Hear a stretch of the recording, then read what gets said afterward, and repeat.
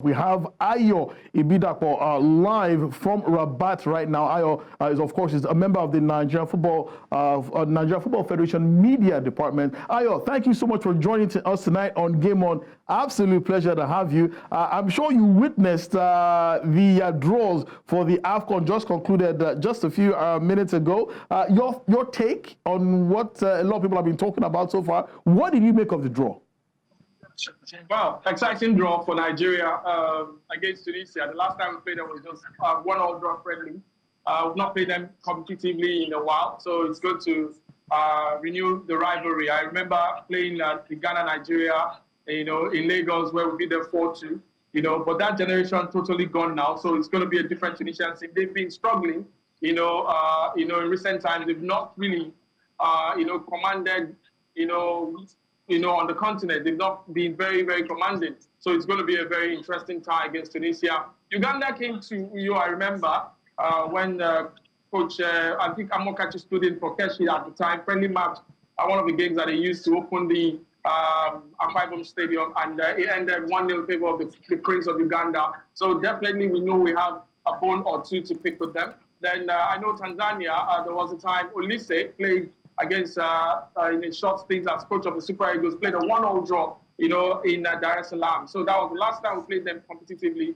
It's a very fair group. I always would prefer a very tough, competitive group, for the Super Eagles for different reasons, because I think when we start so tough, we will get into the game and we'll know that it's really, in the tournament, we will really get ourselves. But if you start so easy, taking you back to Cameroon in 2021, we expected so much, 9 points.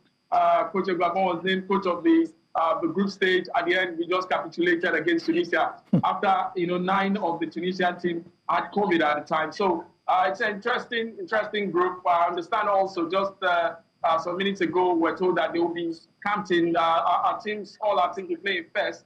I arrived in Marrakech earlier yesterday. Had a train go all the way through to Rabat, which was about 3 hours. So first is one of those cities I may not know so much about, having visited Tangiers, visited Marrakech, Casablanca, and now Rabat, which is the capital of Morocco. So I don't know what to expect. I'm not hoping that it's going to be like the Garoua, city that we were in 2021. We all know the story about Garoua in Cameroon. So I know that, Morocco's got the pitches, they've got the aura, they've got the readiness to host the rest of Africa. Well, I'm sure you spoke to Coach Eric Shell after the draw was made. What did he make of the draw? Did you speak to any member of the Nigerian delegation? No, Coach Eric Shell, I think he had the NFF Media, they took him away, so to speak, but I'm going to go speak with him at the hotel Marriott. I think before the draw, we spoke about, the draw, and he said that he's not focused on the AFCON. He's got 11 months to the AFCON. Yes, he's here to, celebrate, the draw, to be part of the ceremony and African football. But basically, his mind, everything in Eric Shell right now is about a successful match in March. That's a successful set of matches in March, because it's a make or mark for us and for him. We need to win those 2 games, which is what he's set to do. He's pumped up. He's been having conversations with the players. They've spoken, Ekong, Osimhen, the top senior players. And he's also due in Europe in about a week. He will start with England, France, and visit most of our players, and start, familiarizing himself with them and start preparing their minds towards, the first game, which will be in Kigali against Rwanda side. When I asked him about the psychological edge Rwanda has at the moment, he said, well, he understands that we played them in Kigali during the AFCON qualifiers. We played 1-1, and we also played them in the last game of the qualifiers, and we lost in Rio, which is the last time we played them, which was the last game we have played so far. So certainly they have that psychological edge, but he's ready. He's a hungry coach, and he wants hungry players. I don't know what his plans are, but basically that was, or those are part of things we shared with me. Interesting. I think it's only fair that he should be focusing on the games in March instead of the Africa competitions that comes up in December. That's basically beware the Ides of March, if you ask me. But you have a question for Ayo? Yeah, Ayo, good to see you. Ayo, good to see you. Yeah, but from what you have said, from your discussion with Richelle, what are the plans in concrete terms for this World Cup qualifiers in March? You said he has spoken to some of these players. What did the players tell him? Do they believe in him? Did they give their words? They were going to give their commitment to the national team. Then when are you going to start camping? Where are they going to camp? These are the issues. This is what the news that we want to know. I've been waiting for these are the issues. So I know these are the issues. These are the issues. But it's a legendary one for me. But okay, so I think Richelle knows his work is cut out. Nobody, I told him, the pressure to even be manager of the Super Eagles is enough for you. Before facing 200 and maybe 20 plus million, maybe 100 of them, 100 million of them are coaches who will tell you start this one or start the other one. So he's gotten positive vibes from the players. Of course, it's not easy to throw in, your gauntlet and say you want to coach the Super Eagles. The audacity, the guts should also, be respected by the players. So I'm sure they respect that. He's like I said, he talked about his plans. His plans will be familiarizing with them, getting around Europe, getting to meet them personally, which would, create that bond between them. He actually told me that he was very keen about the game between Fulham and Manchester United yesterday when the Super Eagles duo of Alex Iwobi and Calvin Bassey featured for Fulham in that game that Fulham lost 1-0. So they are very ready to see him, meet him. I don't know where his first spot of call will be, but I'm sure that is part of his plan. And I also spoke, and he has a list. He has a list of maybe 300-400 Nigerian players already listed down.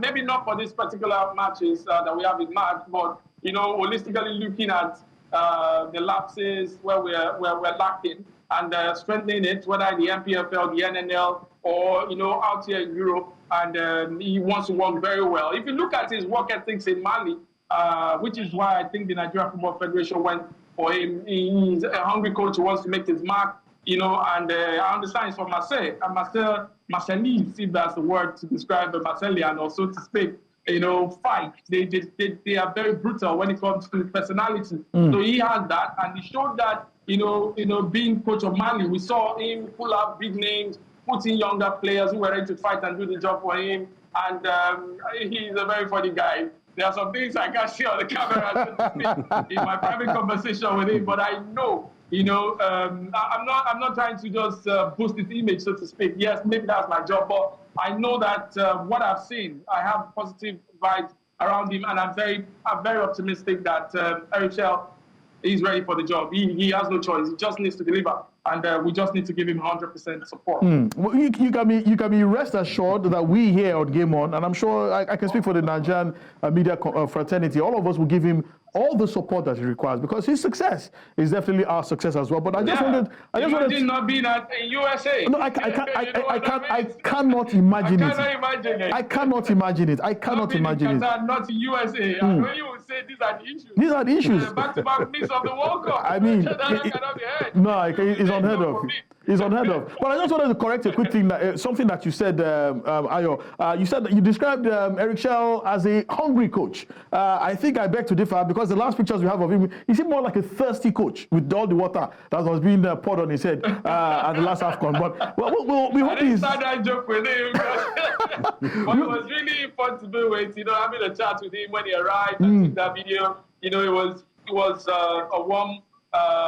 it was warmly, good, ready to converse, ready to play, ready to discuss the team. He got into this room.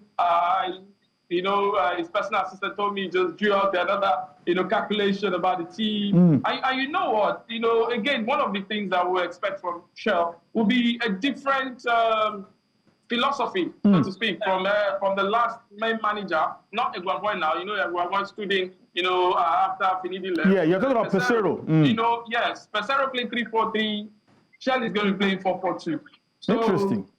It's going to be offensive, that last strength, and which was corroborated by the coach of the new coach of Mali, that's Tom Senfio, who is the nearly man. You know, when you come to Nigeria, nearly technical director, nearly coach, nearly so many times, and he talked about it in my chat with him today. And he said, when you have such teams, a team like Nigeria that's got a strong offensive department, you just cannot imagine missing out, you know, as a continent not having this representative at the World Cup. And he said it's going to be unimaginable that Nigeria won't be at the World Cup. That's what Tom Senfio said.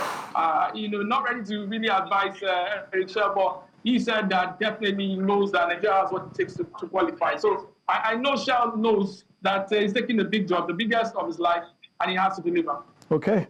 Ayo Ibidapo, thank you so much for joining us tonight, all the way from Rabat. You've been an absolute breath of fresh air.